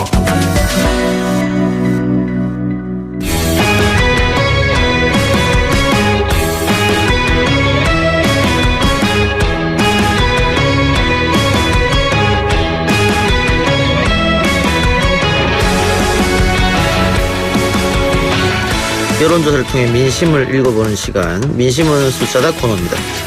오피니언 라이브 윤희웅 여론분석센터장, 리얼미터 권순정 조사 분석 본부장 나왔습니다. 어서 오십시오. 안녕하십니까. 대통령과 정당 지지율부터 살펴보겠습니다. 대통령 국정수행 지지율 조금 떨어진 것 같고, 민주당도 소폭 지지도가 떨어졌고, 자유한국당은 조금 올라간 것 같고요. 예, 조금 이제 정당 지지율로는 조금 많이 올랐죠. 먼저 제가 조사 개요를 불러드리겠습니다. 그러시죠. 예, YTN으로 리얼미터가 조사를 했습니다. 지난 16일부터 20일까지 한 줄 조사를 했죠. 전국 19세 이상 유권자 3,010명을 대상으로 했습니다. 유무선 전화 면접, 자동응답 혼약을 했고 표본 오차는 95% 신뢰 수준 플러스 마이너스 1.8% 포인트입니다. 예, 대통령 지지율은 주중 집계, 그러니까 월요일부터 수요일까지는 43.8%를 기록했습니다. 최저치입니다. 예. 근데 주 후반에 조금씩 결집을 했습니다. 그래서 금요일 날 일간 집계에서는 47% 선까지 나왔고, 그래서 종합 집계를 해보면은 45.2%가 나왔습니다. 네. 상당히 지금 전체적인 검찰의 수사 내용이 어떤 보도되는 거라든지 전국의 상황을 봤을 때는 상당히 선방한 결과다라고 봐야 될 것 같고요. 그리고 민주당 같은 경우는 1.4%포인트 떨어져서 38.1%가 나왔고요. 한국당이 오래간만에 2주 연속 30%를 유지를 했는데 2.4%포인트 올라서 32.5%입니다. 상당하게 높아진 겁니다. 2% 정도 오른 것은. 예. 그래서 정당 지지도를 보면은 좀 재밌는 게 민주당, 정의당, 평화당처럼 여권 성향의 정당이 일제히 하락했고, 한국당, 바른미래당, 우리공화당, 보수 야당이죠. 이쪽에서는 일제히 확대 상승했습니다. 예. 네. 조국 장관 논란 때문에 그렇겠죠. 네, 그렇게 우리는. 봐야 되겠죠. 그런데 대통령 지지율은 떨어졌다가 또 올라갔다가 또 워낙 탄탄한 지지율을 확보하고 있기 때문에 네. 그래 큰 폭의 하락은 없었다. 그렇습니다. 다만 자유한국당이 2.4%포인트가 올랐는데 지금껏 여론조사 전문가나 또 정치평론가들이 이야기는 자유한국당이 반사 이익을 못 얻고 있다. 동의합니다. 그랬는데 이번에 올랐단 말이죠. 네. 그 자유한국당 입장으로는 굉장히 고무적인 거 아닙니까? 근데 그 오른 원인을 어디서 파악을 해야 되느냐. 예. 저는 기본적으로 만약에 자유한국당까지 집어넣으면은 검찰, 언론, 자유한국당 3중주 트리오의 요인이라고 볼 수 있는데 예. 저는 그렇게 보지 않습니다. 일단 기본적으로 검찰 수사 내용에 기반한 언론, 이중주가 기본적으로 주요한 원인이었고 예. 릴레이 삭발이라든지 이런 자유한국당 같은 경우는 영향이 없었지는 않지만은 일부 부가적인 영향을 미쳤다고 생각해요. 그래서 2.4%포인트가 올랐는데 물론 각각의 요인들을 어느 정도까지 올리게 했느냐라고 구분을 해내지 못하겠지만 기본적으로 가장 핵심적인 요인은 검찰 수사와 그에 따른 언론이었다라고 저는 보고 있습니다. 예. 동의하십니까? 예, 이게 지금 한국당 정당 지지율이 리얼미터 이번 조사로 32.5%, 그러니까 그 전에 비해서 2.4%포인트 이제 상승한 것이어서 여당인 더불어민주당 정당 지지율과는 불과 이제 6%포인트 가량 차이 이제 얼마 남지 않은, 크지 않은 상황인데요. 황교안 대표가 들어서고 나서 최고치에 올랐던 것을 아직 회복하지는 못한 것이라고 34.3%가 5월 2주 차에. 예, 그래서 지금 이제 보면은 기존에 어쨌든 한국당에 대해서 애착이 있었습니다만은 지지한다고 이런 의사를 적극적으로 표출하기에 사실 제약이 있던 사람들이 어쨌든 정부 여당의 지금 이제 악재가 커지게 되면서 한국당에 대한 지지 표출을 어쨌든 고령층이라든가 보수 성향층 또는 이제 영남층에서 적극적으로 자연스럽게 지지 표출을 할 수 있는 이제 환경이 조성되면서 이전에 어떤 숨어있던 지지층들을 이제 다시 확보하고 의사표출 자유롭게 하는 그런 효과가 좀 크다고 할 수 있겠고, 추가적인 어떤 중도층이나 이런 이제 어떤 여권에서 이탈한 층을 흡수하는 것으로 보기에는 아직은 좀 이른 상황이라고 할 수 있겠고요. 그래서 이후에 어쨌든 한국당이 정책적인 측면이라든가 이런 이제 정당과 비교 상황에서의 어쨌든 우위를 얼마나 이제 보이느냐 여부에 따라서 중도층이나 추가 지지층 확장 여부는 좀 더 지켜봐야 될 것으로 보입니다. 예. 그러니까 수치상으로 보면은 자유한국당의 이번에 목표가 뭐였냐면 중도층 끌어모으고 무당층으로 있던 사람들을 자유한국당으로 대거 유입시킨다. 그것이 목표였습니다. 그런데 지난주 주간 집계로 분석을 해보면은 2.4% 포인트에서 상당 부분이 무당층입니다. 그런 측면에서는 성공을 했어요. 그런데 이것을 유동적으로 이제 지금 현재의 스타틱이 아니라 그러니까 동태적으로 본다고 한다면 지금 지난주 중후반부터 릴레이 삭발에 대한 부정적인 여론은 상당히 좀 커져 나가고 있습니다. 예. 그리고 유석춘 혁신위원장의 어떤 그 위안부 매춘 발언이라든지 여타의 기본적으로 이 조국 정부에서 핵심적인 내용 자체가 공정과 정의의 문제인데 과연 자유한국당과 이 공정과 정의의 어떤 가치나 철학 이 부분들에 대해서 제대로 담지하고 있는 예. 정당에 대한 그런 부분들 근본적인 부분들이 깔려 있기 때문에 대한정당이 되겠느냐. 맞습니다. 예. 일시적으로 무당층을 흡수한 부분들이 있지만 그 계속 무당층을 흡수하고 중도층 끌어들여서 30%대 초중반까지 계속 유지하고 오르는 것은 또 다른 별개의 문제라는 거죠. 다만 이제 이게 한국당 입장에서는 이제 긍정적으로 이제 볼 수 있는 측면이 없는 것은 아니에요. 뭐냐 하면 뭐 정부 여당에 이제 이 악재가 있는 것도 있겠습니다만은 지금 권 본부장님이 말씀하신 정당 지지율에서 보수 색채가 있는 바른미래당과 공화당의 정당 지지율이 뭐 소폭 오르기도 했다고 말씀하셨으나 다 그것이 이제 0. 몇 프로 또 1% 이내이거든요. 그러니까 사실은 이 국면에서 보면은 조국 장관 국면이 있기 전에는 보수 진영의 어떤 이슈 주도권을 우리 공화당이 상당 부분 가져간 측면이 있었어요. 예. 그러면서 우리 공화당의 정당 지지율이 뭐 2% 이상 높아지는 현상들도 있었거든요. 그런데 지금 이 조국 장관 사태에서는 어쨌든 원내에 있는 정당으로서 다수 정당이고 제1야당인 한국당이 이 국면을 주도해 온 것은 또 틀림없는 사실이에요. 그러면 예. 주목도를 높임으로써 다른 이제 보수 정당인 바른미래당과 공화당에 대한 주목도를 떨어뜨리고 한국당에 대한 주목도를 높이면서 보수층들이 일정 부분 한국당으로 돌아가게 되는 그런 효과를 가져온 측면이 있다. 그래서 예. 한국당의 정당 지지율 요인은 거기서도 좀 볼 수가 예. 있다고 할 수 있겠습니다. 어쨌든 조국 장관 이슈로 인해서 민주당과 자유한국당의 지지율 차가 많이 붙었는데 앞으로는 그럼 어떻게 될 것이냐. 모 시사평론가가 조국 장관이 임명되고 나서 한 얘기가 있는데 그 얘기는 뭐냐면 조국 장관 또 청와대의 운명은 검찰 손에 달렸다. 그러니까 앞으로 정경심 교수가 공개 소환된다거나 뭐 구속영장 청구가 된다거나 조국 장관이 기소가 된다거나 이렇게 하면 지지율 역전도 가능하지 않겠느냐 이 말 같아요. 어떻게 동의하십니까? 일단 뭐 지지율 그 자체에 대해서는 이제 여론조사 전문가로 말씀을 드린다면 지난주 월요일 날에 일간 집계상에서는 1%포인트로 붙었습니다. 사실 37대 36 정도로. 근데 이제 주중 집계로 3일 내거나 아니면 5일간의 주간 집계로 종합 집계를 내보면 벌어지거든요. 그래서 제가 봤을 때는 가능성이 전혀 없다라고는 보기 힘들 것 같아요. 하지만 전체적으로 여러 날의 여론을 전체 종합적으로 조사를 했을 때는 아직까지 여야 구도 지지층 구도 속에서 자유한국당이 민주당을 넘어서는 가능성이 전혀 없지는 않겠지만 좀 어려운 부분들이 아직까지는 있다라고 저는 보고 있습니다. 윤희용 센터장 어떻게 보십니까? 지금 이제 리얼미터 조사에서 이제 격차가 특히 좁게 나오는 것이고 또 많은 전화 여론조사인 경우에는 아직까지 이제 격차가 뭐 10% 15%가량 높게 나타나고 있는 상황이거든요.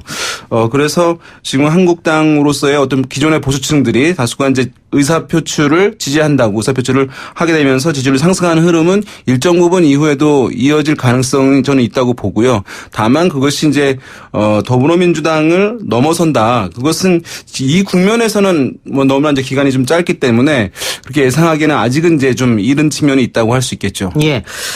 우리가 이 시간에 여러 번 언급했습니다마는 대통령이 사실은 순방할 때 또 뭐 정상회담 외국과 할 때 특히 한미 정상회담입니다. 네. 이런 거 있을 땐 지지율이 올라갑니다. 어떤 정권에도 마찬가지입니다. 네. 마찬가지인데 저번에 대통령이 동남아 순방했을 때 검찰이 대대적으로 압수수색 가했거든요. 조국 장관 안에서. 네. 근데 이번에 그 한미 정상회담 앞두고 출국하니까 또 조국 장관 자택을 대대적으로 압수수색했단 말이죠. 맞습니다. 어제 바로 출국하셨는데 네. 오늘 바로 그냥 아침에 때렸죠. 의원이겠죠. 네, 우연인 것 같아요. 그래서 뭐 지금 상황에 검찰이 이렇게 이제 사실 이제 많은 분들이 그거야 이제 어떤 기관에서 하는 것이기 때문에 뭐 그것이 무슨 이상이 있느냐라고 생각하시는 분들도 있긴 할 텐데 뭐 이제 정치권에서는 어쨌든 대통령이 임명했는데 대통령이 자리를 비운 사이에 대통령 가까운 주변을 이제 압수수색하는 것이 도의상 맞는 것이냐 이런 것에 대한 이제 반감들이 있을 수 있는 것이잖아요. 청와대에서는 당연히 속을 끓일 수밖에 없겠죠. 그런데 그럼에도 불구하고 지금 두 번이나 그렇게 했다는 것은 지금의 검찰 수사가 어떠한 외압이나 압력 뭐 이런 이제 없다. 없이 이루어지고 또 검찰에서도 권력에 대한 또는 청와대에 대한 눈치 보는 거 없이 적극적으로 실시되고 있다는 것을 보여주는 이제 뭐 사건이라고 할 수가 있겠고요. 다만 이제 이것이 그런 면에서 봤을 때는 뭐 긍정적으로 바라보는 시각도 있을 텐데 다만 이제 어떤 여권에 좀 지지하시는 분들 같은 경우에 여권에 강하게 지지하시는 유권자들 국민들 사이에서는 좀 과도한 것 아니냐라고 하는 인식이 일정 부분 형성될 가능성이 있어 보여요. 그래서 이제 지금 앞으로의 지금 상황에서는 어쨌든 검찰 수사에 대한 긍정적인 인식들이 있고 또는 조국 장관에 대한 부정적인 인식들이 있는 상황이긴 합니다만은 검찰의 수사가 자칫 이것이 어떤 검찰 개혁에 대한 저항으로 여권 지지층에게는 좀 비칠 가능성도 배제할 수는 없는 것이거든요. 그거 여부에 따라서 어떤 전체 여론 여부에 추가적인 변동 여부는 영향을 받을 수도 있지 않을까라는 생각도 하게 됩니다. 예. 어젠가요? 조국 법무부 장관이 추진하고 있는 검찰 개혁에 찬성하는 성명서가 이제 나왔는데 전국 대학 교수들입니다. 지금 그와 관련 여론조사도 있습니다. 그러니까 조국 장관 임명에 반대한다. 이 여론조사 결과가 높은 건 사실이지만 그와 반대로 조국 법무부 장관이 추진하고 있는 검찰 개혁엔 찬성한다. 이 여론도 높은 것 같아요. 이거 어떻게 봐야 될지 모르겠는데 일단 요 여론조사 결과를 좀 설명해 주시고 자세한 건 이야기해 주시죠. KBS 이제 일요진단 라이브 프로그램에서 한국리서치에 의뢰해서 전국 19세 이상 성인 남녀 1,011명에 대해서 조사를 했는데요. 9월 19일부터 20일 양일간의 조사를 했고 휴대전화를 활용한 웹조사를 통해서 했는데 표본 오차는 95% 신뢰 수준에서 플러스 마이너스 3.1%포인트. 예. 응답률은 조사 요청 대비 14.2%였는데 이 조사에서 조국 장관이 추진하고 있는 검찰 개혁에 대해서 긍정적이라고 보는지 부정적이라고 보는지 물었는데 긍정적이다라고 하는 응답이 52%. 부정적으로 본다는 응답이 35%였습니다. 그러니까 방금 진행자께서 하신 대로 조국 장관 임명 여부에 대해서는 부정적 기류가 높은데 검찰 개혁에 대해서는 우리나라 국민 절반 이상이 긍정적으로 지금의 검찰 개혁 추진하는 것을 보고 있다는 것이니까 지금 아까 두 가지 기류가 함께 국민들 기류에 흐르고 있다는 것을 우리가 알 수가 있어요. 뭐냐 하면 이 사태에 대해서는 조국 장관 이제 주변에 또는 가족의 이런 문제들 대해서 국민들이 좀 의심을 하고 있는 측면들이 있어서 부정적으로 보는 시선이 높은 반면에 그래도 검찰 개혁의 필요성이나 당위성에 대한 여론도 상당하다는 것을 이 조사 결과는 좀 보여주고 있다 이렇게 분석할 수가 있겠습니다. 청와대로서는 이 조사 결과가 고무적일 수 있겠네요. 그렇죠. 그러니까 제가 아까 이제 말씀드린 대로 지금 이런 두 가지 기류가 있는 상황이기 때문에 이제 검찰에서의 지금 이제 적극적인 이제 수사가 이루어지고 있는 것이 과연 이제 여권 지지층 또는 검찰 개혁을 강하게 바라는 일단의 국민들에게는 그것이 과도해서 검찰 개혁의 저항으로 비춰지게 되면 약간 이제 그것이 또 여론에 영향을 줄 수도 있는 측면이 있지 않을까라고 하는 분석이 나오는 이유 이게 바로 이제 이 조사 결과 때문에 그렇습니다. 긍정적인 52%는 상당히 낮게 나온 거예요. 예. 왜냐하면 우리가 공수처 설치라든지 검경수사까지 조정하면은 적어도 60% 나왔고 많이 나올 때는 70% 8% 나왔거든요. 예. 지금 전국에서 긍정적이란 말, 그러니까 조국 장관의 사퇴 여부 어떤 응답에 비해서는 긍정적이라는 부분이 많이 나왔지만 요 자체 검찰 개혁에 대한 전반적 이전의 히스토리를 봤을 때는 적게 나온 상황입니다. 다만 이제 기존에 났던 조사들은 조국 장관이 추진하는 검찰 개혁이 아니라 그냥 이제 말씀하신 대로 검찰 개혁 신설이라든가 검경 수사권 조정이라든가 등의 검찰 개혁 자체에 대한 질문이었는데 이번 조사 같은 경우는 조국 장관이 추진하는 검찰 개혁에 대해서 물은 것이거든요. 네, 그럼에도 불구하고 검찰이 조국이 주체가 되어 있는 검찰 개혁으로 물었기 때문에 일정한 사퇴 흐름과는 반대의 흐름 이 부분들에 대해서는 주목할 만하죠. 그러면 사퇴에 대한 여론조사는 높고 조국발 검찰 개혁은 찬성이 높으니까 어떻게 되죠? 사퇴하지 말고 계속 해야 되나? 아니면 어떻게 사퇴해야 되나? 그러니까 조국이 사퇴하고 대통령이 다른 사람을 임명해서 검찰 개혁하면은 좋아지는 겁니까? 그러니까 이제 이렇게 이제 약간 다소 충돌되는 또 상반되는 듯한 여론조사 결과가 나온 것이 이후에 어떤 전국을 더욱더 좀 충돌 국면으로 가져갈 가능성을 높이는 결과이기도 합니다. 뭐냐하면 야당이나 또는 이제 검찰에서는 어쨌든 검찰 이제 수사에 대해서 뭐 조국 장관의 부정적인 인식이 있기 때문에 지속적인 이제 강공의 모습들이 강화될 가능성이 있는 것이고 근거가 있으니까요. 반면 청와대나 이제 여권에서는 검찰 개혁 개혁에 대해서 긍정적인 여론이 높기 때문에 무슨 조국 장관이 이 임무를 계속 수행해야 된다라고 하는 것을 또 밀고 나갈 근거를 또 확보한 것이기도 한 것이거든요. 그런 면에서 봤을 때는 이제 여야라든가 또는 이제 여권과 검찰이라든가 이런 이제 충돌 양상이 이후에도 좀 지속될 가능성을 좀 보여주는다 이렇게 분석할 수 그러니까 있을 것 같습니다. 이 조사 결과를 하나 더 주요하게 짚어야 될 것은 조국 장관의 사퇴 여부의 조사 결과하고 조국 장관의 검찰개혁의 조사 결과가 완전히 반대잖아요. 이 말은 뭐냐면 아직까지 지금 국민들이 조국 장관을 둘러싼 기본적인 태도 자체가 기본적으로 아주 혼동 상태에 있는 겁니다. 기본적으로 정리가 안 돼 있어요. 예. 네. 정리가 안 된 이유 중에 하나가 수없이 쏟아지는 그렇죠. 그 단독 달고 쏟아지는 기사 같은데. 그러니까 공정과 정의라는 가치의 정당성 이 부분들이 있는데 그리고 그 반면에 검찰의 어떤 개혁을 해야 되는데 검찰의 수사가 너무 과다하게 보이고 일단은 여러 가지 부분들이 지금 혼재되어 있는 상황입니다. 예. 지금. 네. 조국 장관 관련 의혹을 보도하는 언론의 취재 성격을 두고도 여론조사가 진행됐죠? 이것도 네. 설명해 주시죠. 네, 요 조사는 YTN 의뢰로 역시 리얼미터가 조사를 했고요. 20일, 그러니까 한 주 전 금요일 날 실시를 했습니다. 19세 이상 성인 남녀 502명을 대상으로 했고요. 조사 백문 아까 불려드린 것도 똑같고요. 표본 오차는 95% 신뢰 수준에서 플러스 마이너스 4.4%포인트인데요. 어떻게 보느냐면은 조국 장관 과정에 대한 어떤 그 검찰 수사가 진행되고 있고 또 거기에 대한 의혹 보도도 상당히 많아지고 있지 않습니까? 요 보도를 어느 발로 어느 소스로 이해를 하고 있는지를 물어봤어요. 두 예. 가지를 제시했는데 하나는 이 언론의 주동적인 적극적인 취재 결과이다. 예. 다른 하나는 아니다.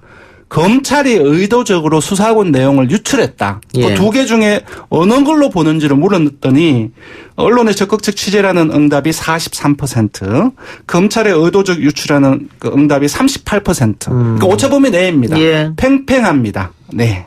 이것도 그러면 결국은 진영 논리로 흐르는 것 같네요. 진영 논리로 세부적으로 분석을 해보면 예. 한국당 바른미래든지 지지층이라든지 보수층 같은 경우는 언론의 적극적 취재다.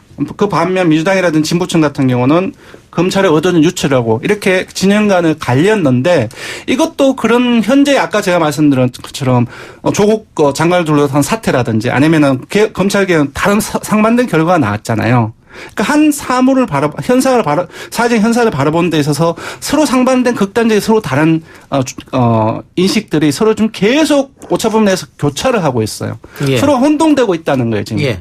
근데 조사 결과를 떠나서 국민의 많은 수가 언론의 적극적 취재가 아니다라고 답했다고 하는 것은 우리 언론이 조금 반성해야 될 부분이네요. 그렇죠. 10명 중에 4명 정도는 예. 상당한 부분들인데 예. 언론이 해야 할 일인데 당연히. 예, 그렇습니다. 예. 제가 느끼기에는 이 응답 결과는 기본적으로 검찰의 수사 내용이 언론을 통해서 나오고 있다는 것은 받아들이고 있는 것 같아요. 예. 다만 그것이 수사를 그것이 정당하냐, 아니, 해야 되냐 말아야 되냐 입장에서는 조국 장관 가족 둘러서 의혹이 있다고 한다면은 수사를 해야 된다. 근데 그런 부분들이 반영되어서 이렇게 나온 것 같아요. 기본적으로 이 조사 결과가 검찰의 수사 내용이 유출한 부분들을 전체 다 무시하는 건 아니라고 생각해요. 예. 윤희욱 센터 의견 어떻습니까? 이 조사에 대해서? 네, 약간 뭐 언론의 적극적 취재와 검찰의 의도적 유출. 그쵸, 이제 뭐 두 가지 두 가지 다 맞다고 생각하시는 분들도 있을 테고, 다양한 이제 의견들이 있을 텐데, 어쨌든 지금 이제 검찰발 속보, 이런 또는 이제 단독, 이런 타이틀을 달고 언론 보도가 많이 나오면서, 그 이전에 이제 뭐 기자 간담회를 할 경우, 조국 당시 후보자가, 예. 그 다음에 청문회를 할 경우에는 반박의 얘기들을 이제 하게 되면서 어떤 지면을 통해서 미디어를 통해서 이제 양쪽의 의견들이 있게 되면서 팽팽한 이제 조국 장관에 대한 팽팽한 이제 양쪽의 의견들이 형성이 됐었던 것이거든요. 그런데 조국 장관이 임명이 되면서 그 이후에는 이제 조국 장관 측의 얘기들은 이제 언론에 보도가 되지 않고 이제 검찰 수사 결과라든가 이런 것들이 이제 보도가 대부분 되게 되면서 약간 이제 여론 지형에서 조국 장관 측에는 이제 부정적으로 이제 변화되는 그런 현상들이 이제 있었던 측면은 있고 그런 면에서 봤을 때 상당히 이제 대중들은 뭐 영향을 좀 이제 받고 있는 것이다. 예. 그런 검찰 수사로 비춰지는 이제 언론 보도를 통해 가지고 그렇게 이제 여론의 예. 영향을 받고 있다 보겠습니다. 그러니까는 일단은 언론에서 검찰박 속보 단독 달아가지고 막 내고 있잖아요. 네. 보면 확인된 것으로 알려졌다 뭐 이런 식인데 조국 장관 측에서 오보다 적극적으로 방어하고 그게 사실이 아니다라고 하면 그 전에 기사가 슬그머니 사라지고 또 다른 속보가 올라오고 이런 게 반복된단 말이죠. 네. 그렇게 했을 때는 윤희용 센터장 말처럼 국민들이 당연히 그 여론에 국민의 여론에 영향을 미치겠죠. 네. 그래요. 예, 법률 기관이에요. 기본적으로. 예. 그래서 우리나라 사람들 같은 경우는 정부 그리고 법적인 기관에서 뭔가를 결정을 하고 하는 이 부분들에 대해서 상당히 존중하는 경향을 가지고 있어요. 일종의 법이라는 테두리 기반 하에서 일종의 낙인 효과, 컨퍼메이션 효과를 가지고 있는 거거든요. 그래서 기본적으로 검찰에서 얘기하고 있는 속보 단독을 단 검찰발 내용들 같은 경우는 사실 국민들로부터 신뢰성을 갖게 마련이죠. 사실. 예, 알겠습니다. 자, 그럼 이제 총선이 얼마 안 남았는데 계속 아마 자유한국당은 지금 이 조국 전국 끌고 오고 싶어 할 겁니다. 이렇게 계속 가면 어떻게 될 것이냐. 총선에 영향을 미치지 않겠느냐. 네. 그러니까 지난번 지방선거에서 정부 여당이 압승하고 그 이후로 이게 잘 뒤집어지지 않을 것이다. 그런 가책이 많았습니다. 그래서 총선도 정부 여당이 압승은 아니라도 대승 정도는 할 것이다. 이런 자식이 많았는데 지금처럼 조국 정국이 계속되면은 여당이 불리한 것 아니냐. 뭐 이런 얘기가 있습니다. 근데 조국 정국이 제가 봤을 때는 냉정해 보면 앞으로 한 달 이상 가긴 힘들어요. 아직 총선은 많이 남았어요. 예. 그래서 이후에 새로운 상황이 벌어질 것입니다. 그 말은 뭐냐면은 기본적으로 민주당이나 자유한국당이 가지고 있는 누적된 아킬레스건이 다 반영되는 공간이 총선이라는 것이지 조국 장관 전국 속에서 형성된 긍부정적인 태도 그 자체가 총선에 있어서 누구를 찍을 것인가의 태도를 결정하지 않는다는 것이죠. 그래서 기본적으로 제가 봤을 때는 자유한국당 입장에서는 조국 정국 이 자체가 천재일호의 기회이긴 하지만 새로운 상황이 벌어질 거라고 저는 생각해요. 네. 일단은 뭐 이제 선거라는 것이 그 여러 정당 중에서 가장 좋아하는 정당을 찍는 것처럼 비춰지긴 하지만 실제 메커니즘은 그렇게 작동되지 않거든요. 뭐냐 하면 정권 중반 후반에 실시되는 뭐 국회의원 선거, 총선 같은 경우에는 정부 여당에 대한 이제 평가로 치러지는 측면이 있기 때문에 그렇게 되면 야당의 특정 정당을 정말로 좋아하지는 않더라도 정부 여당에 대해서 회초리를 들기 위해서 야당이라고 하는 선택지를 활용하게 되는 것이 이제 유권자의 이제 선거거든요. 그런 메커니즘인 것이기 때문에 어쨌든 정부 여당의 이제 이런 악재가 어쨌든 발생했다는 것은 아무래도 이제 절대적으로 대통령의 국정 지지율을 역대 대통령과 비교했을 때 결코 낮은 수준이라고 할 수는 없지만 정부 여당에 대한 이제 부정적 평가가 높아지고 있는 것이기 때문에 어쨌든 여당으로서는 위기 또는 긴장해야 될 상황은 맞다 이렇게 보겠습니다. 시간이 없어서 짧게. 대통령이 내일 오전 미국 대통령과 정상회담을 합니다. 멈췄던 북핵 시계가 다시 돌아가는 모습인데 프레임 전환이 될까요 그러면? 어렵습니다. 어렵다. 아직까지는. 예. 네, 일단은 어쨌든 우리나라 국민들이 북한에 대해서 남북관계 개선이라든가 이런 것에 대한 기대감들 상당히 파급 효과는 여전히 크다고 저는 봅니다. 그래서 남북관계 개선이라든가 북미 정상회담 등의 어쨌든 가시적인 기대감들이 높이는 효과가 나온다면 일정부 조국 사태로 모아진 여론들이 분산이 되면서 이슈가 분산이 되면서 다소간 이 국면에 대해서 여권으로서는 벗어날 수 있는 어떤 그런 계기로 작동할 가능성도 저는 뭐 일정 부분은 있다 보겠습니다. 알겠습니다. 예. 더 말하시려고 그랬죠? 시간이 없습니다. 두 분 수고하셨고 다음 주에 뵙겠습니다. 고맙습니다. 네, 감사합니다. 오늘 저희가 준비한 수사는 여기까지고요. 저는 내일 다시 찾아옵니다. 들어주신 여러분 대단히 감사합니다.